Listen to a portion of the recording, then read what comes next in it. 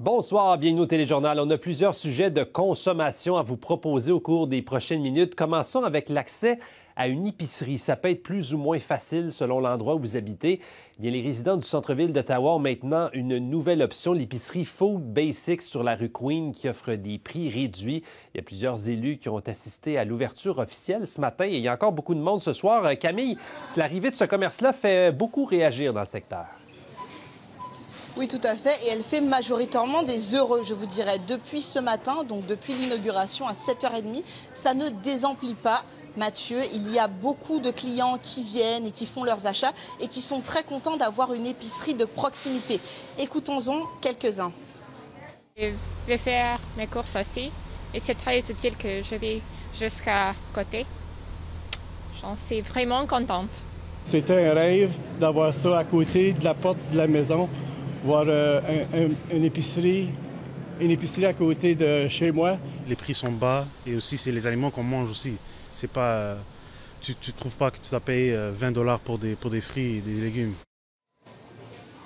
Alors à l'inauguration, il y avait plusieurs élus, notamment la députée provinciale Catherine McGuinty et également la conseillère municipale Arielle Troster, qui se réjouit que cette épicerie s'installe dans son quartier parce qu'il y avait une demande notamment pour des épiceries au prix abordable. Écoutons-la. This is going to be fantastic for the area. It's also across from local hotels, so people can come in and grab things if they're visiting. And it's also a really positive sign of the revitalization of downtown Ottawa. Oui, alors peut-être un signe de la revitalisation du centre-ville. Cela dit, il y a beaucoup d'efforts de ces bannières-là pour s'implanter. Ce n'est pas le seul ajout, justement, dans la région d'Ottawa. Oui, tout à fait. Donc, Food Basics, c'est une enseigne de l'entreprise Métro et leurs services de communication nous ont un peu expliqué leur stratégie.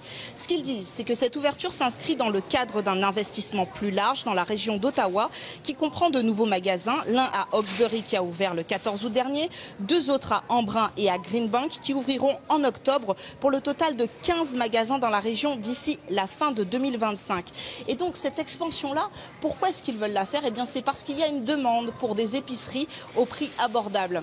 La Banque d'alimentation d'Ottawa, elle est également ravie qu'il y ait d'autres options d'achat pour les résidents d'Ottawa. Ils ont d'ailleurs reçu un don de 5 000 $ de la part de Métro dans le cadre de cette ouverture.